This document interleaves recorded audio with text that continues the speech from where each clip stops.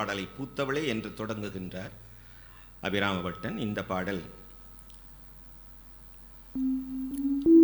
சாதன சதுஷ்டயம் என்று சொல்லக்கூடிய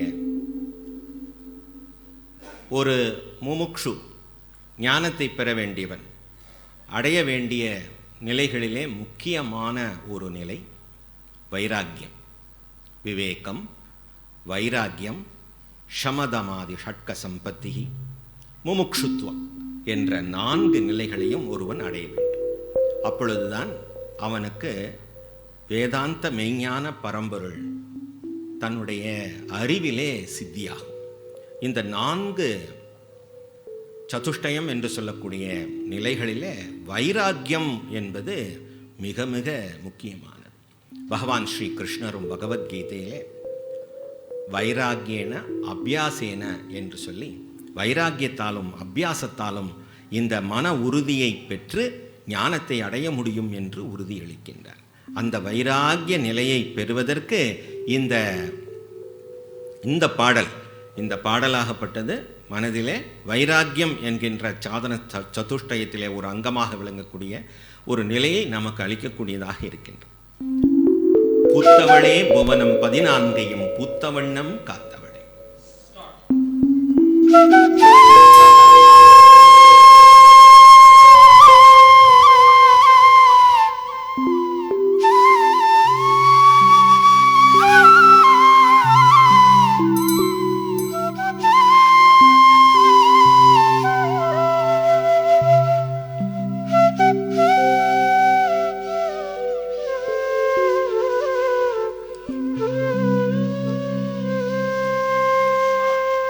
பூத்தவளே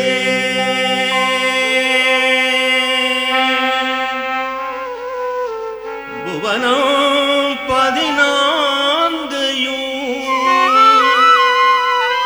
பூத்தவண்ணம் காத்தவளே பின் கரந்தவளே.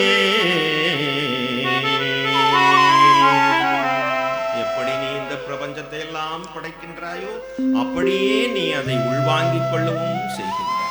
படைத்தல், காத்தல், அழித்தல், மறைத்தல், அருளல் என்கின்ற 5 தொழிலையும் புரிபவள் அல்லவா நீ. எவற்றையெல்லாம் நீ படைத்தாயோ அவற்றையெல்லாம் திரும்பவும் பெற்றுக்கொள்கின்றாய். லலிதா சஹஸ்ரநாமத்திலே கிராசாயை நமஹா என்று ஒரு சொல் வருகிறது. இந்த பிரபஞ்சத்தையே ஒரு கவளமாக்கி விழுங்கிவிடக்கூடியவளே என்று அந்த மாயா சக்தியை போற்றுகின்றார். பின் கரந்தவளே. அடுத்த நிமிஷம் காணாம போயிடுச்சு. கண்ணுக்கு தெரிஞ்சதெல்லாம் ஞானம் கிடைத்ததுக்கு பிறகு அடுத்த நிமிஷம் காணாம போயிடும். இல்லை, மரத்தை மறைத்தது மாமத யானை, மரத்தில் மறைந்தது மாமத யானை. பரத்தை மறைத்தன பார்முதல் பூதம், பரத்தில் மறைந்தது பார்முதல் பூதம். அடுத்த நிமிஷம் இல்லை. யானையை பார்த்தால் அந்த மரத்தை காணவில்லை, மரத்தை தெரிந்து கொண்டவுடனே அந்த யானை மறைந்து போய்விட்டது. அதை போல இந்த அழித்தல் என்று சொன்னால் பூஜ்ய சுவாமிஜி அவர்கள் சொல்வார்கள், டெஸ்ட்ரக்ஷன் என்று எடுத்துக்கொள்ளக்கூடாது, ரெசல்யூஷன் என்று எடுத்துக்கொள்ள வேண்டும் என்று ஆங்கிலத்திலே அழகாக சொல்வார்கள். அதனால் ஞானம் வந்ததுக்கு பிறகு நம்முடைய துன்பமெல்லாம் ஒன்றும் இல்லாமல் போயிடும். எப்பொழுதெல்லாம் துன்பம் துன்பம் என்று நாம் நினைக்கின்றோமோ அப்பொழுதெல்லாம் இது கனவு, இது கனவு தானே, இது கனவு தானே என்று சொல்லிக்கொள்ள வேண்டும். அப்படித்தான் அதில் உண்மைத்தன்மையை நம்ம புரிந்து கொள்ள முடியும், அந்த சத்தியத்தை அறிந்து கொள்ள முடியும். துன்பமே துன்பமே என்று சொல்லி அந்த துன்பத்தை நினைத்து ஒருத்தனுக்கு கடன் தீரணுமா, அவன் கடவுள்கிட்ட போய் என்ன வென்றானா, கடவுளே என் கடன் தீரணும், என் கடன் தீரணும், என் கடன் தீரணும். எத்தனை தடவை கடன் கடன்னு நீ நினைக்கிறாயோ அத்தனை கடன் ஏறிக்கொண்டே போ. ஆகவே என்ன அவன் நினைக்கணும், எனக்கு தனம் வேணும், தானியம் வேணும், சம்பத்துகள் எல்லாம் வேணும்னு கேட்கணும். அப்போ எதை வேணுமோ அதையல்லவா தேட வேண்டும். நாம் தேட வேண்டியது ஞான லக்ஷ்மியை மட்டுமே. பின் கரந்தவளே கரை கண்டனுக்கு மூத்தவளே. புரிந்து கொள்வதற்கே மிக சிரமமான ஒரு கருத்தை அபிராமபட்டர் சொல்றார். என்ன கரை கண்டன்னா யாரு? நஞ்சுண்ட கண்டன் சிவபெருமான். சிவபெருமானுக்கு அம்பிகை மூத்தவள் என்று சொல்கிறாள். எப்படி அம்பிகை சிவபெருமானுக்கு மூத்தவளாக ஆவாள் என்று சொன்னால், அம்பிகையை நிர்குண பிரம்மமாக தியானிக்கும் பொழுது பிரம்ம நிலையிலே வைத்து போற்றுகின்றார். ஈஸ்வர நிலைக்கு மூத்ததாக பிரம்ம நிலையை காண்கின்றான் அபிராம பட்டன். கரை கண்டனுக்கு மூத்தவளே என்றும் மூவா முகுந்தற்கு இளையவளே மாத்தவளே. விஷ்ணுவுக்கு இளையவள், முகுந்தனுக்கு இளையவள், மாத்தவள், மாதவம் புரிந்தவள். உனையன்றி மற்றோர் தெய்வம் வந்திப்பதே வந்திப்பதே வந்திப்பதே.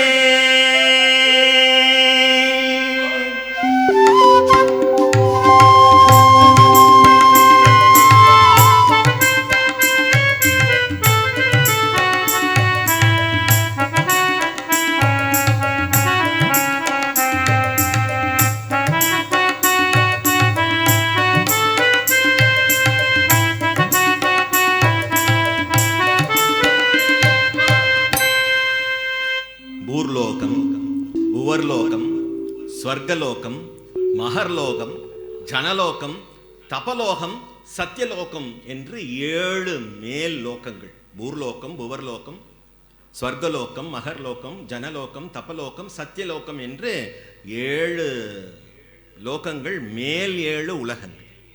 அதே போல கீழ் 7 உலகங்களை சொல்கின்றார். அதல, விதல, சுதல, ரசாதல, தலாதல, மகாதல, பாதாள என்று சொல்லி கீழ் 7 உலகங்கள், மேல் 7 உலகங்கள், கீழ் 7 உலகங்கள், 14 புவனங்களையும் போற்றி காப்பதால் அவளுக்கு புவனேஸ்வரி என்று பெயர். ஸ்ரீ சக்கரத்திலே 14 முக்கோணங்களை கொண்ட ஒரு தளம் இருக்கின்றது. அந்த தளத்திற்குத்தான் இந்த 14 லோகங்களை இணையாக வைத்து அபிராம பட்டன் சொல்கின்றார். இந்த புவனங்களை எல்லாம் பூக்கின்றாளாம். பூக்கின்றாள் என்று சொன்னால் படைக்கின்றாள். பகவத்கீதையிலே பூமி ராப்போ நலோ வாயுஹு கம் மனோ புத்திரேவச்ச அகங்கார இதீயம் மே பின்னா பிரகிருதி ரஷ்டதா என்று சொல்வார். பூமிஹி ஆபஹ அனலஹ வாயுஹு கம், 5 பூதங்கள். பூமி, பிருத்திவி, பூமிஹி, ஆபஹ. ஆபஹ, ஆபஹ என்பது சமஸ்கிருதத்தில் இருக்கு, தமிழ்லையும் இருக்கு. ஜலம், நீர். ஆபஹான நீர். பூர்லோகம், புவர்லோகம். அனலஹ, அனலஹன்னா அக்னிஹி. வாயுஹு காற்று. கம் என்றால் ஆகாசம். இந்த 5 பூதங்களோடு மனஹா, புத்திஹி, அகங்காரஹ. மனஹா, புத்திஹி, அகங்காரஹ என்ற 3ம் சேர்ந்தவுடனே பிரபஞ்சம் கண்ணுக்கு தெரிகிறது. 5 3 8. அதனால தான் சொன்னாரு இதீயம்மே பின்னா பிரகிருதி அஷ்டதா. 8 விதமாக இந்த பிரகிருதி இருக்கிறது. அர்ஜுனா, இந்த 8 பிரகிருதிகளும் என்னுடைய கீழாம் பிரகிருதி என்று அறிந்து கொள். என்னுடைய மேலாம் பிரகிருதி தான் இந்த 8 பிரகிருதிகளுக்கும் அதிஷ்டானமாக விளங்கக்கூடியது. எப்படிப்பட்ட அதிஷ்டானமாக இருக்கும்? அது பரம். அபரேயம் இதஸ்த்வன்யாம் பிரகிருதிம் வித்திமே பராம் ஜீவபூதாம் மகாபாஹோ யயேதம் தாரியத்தே ஜகத்து. இந்த ஜகத்தை அது தாரியத்தே ஜகத்து என்று சொன்னால், இந்த ஜகத்தாகப்பட்டது மாறிக்கொண்டே இருக்கக்கூடிய ஒன்று. அந்த மாறிக்கொண்டே இருக்கக்கூடிய ஒன்றை தாங்கக்கூடியதாக எது இருக்குமோ, அதிஷ்டானமாக எது இருக்குமோ அதுதான் நான் என்று பகவான் ஸ்ரீ கிருஷ்ணருக்கு இந்த உபதேசத்தை வழங்குகின்றார். இந்த 14 லோகங்களும் இருந்தாலும் அந்த 14 லோகங்களும் ஒரு பிந்துவை மையமாக கொண்டு இருக்கின்றன. இந்த 14 லோகங்களும் சுழன்று கொண்டே இருக்கின்றன.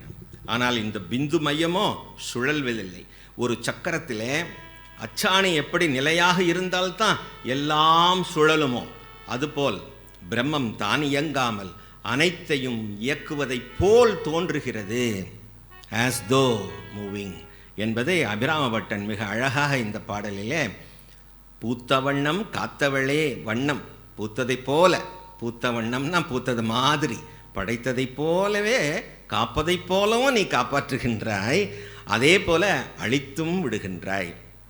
பூத்த வண்ணம்னா படைத்தல், காத்தவளேனா காத்தல், கறந்தவளேனா அழித்தல்.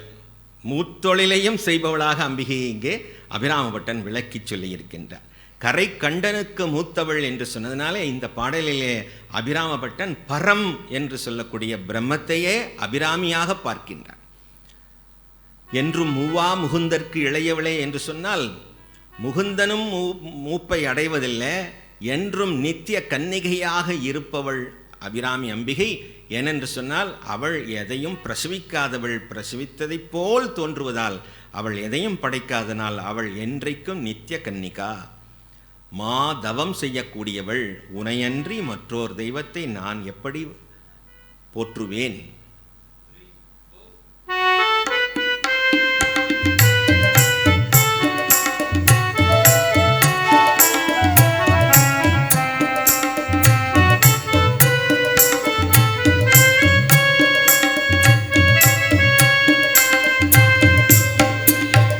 பூத்தவளே புவனம் 14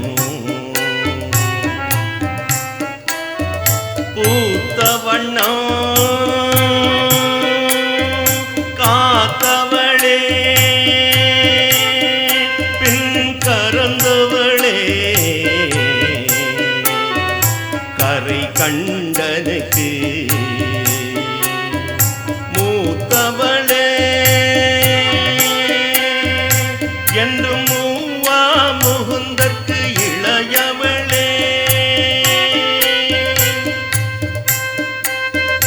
மாத்தவளே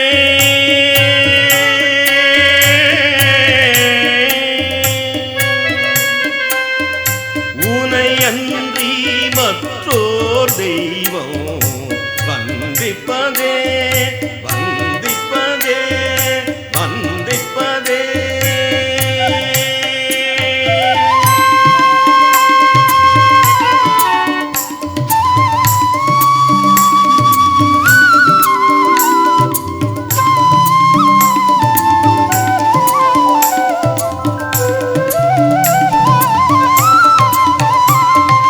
பூத்தவளே புவனம் 14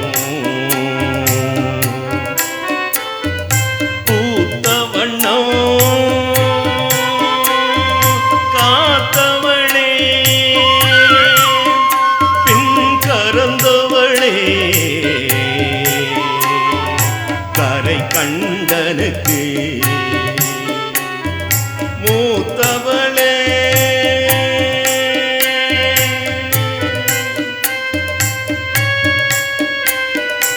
என்னும்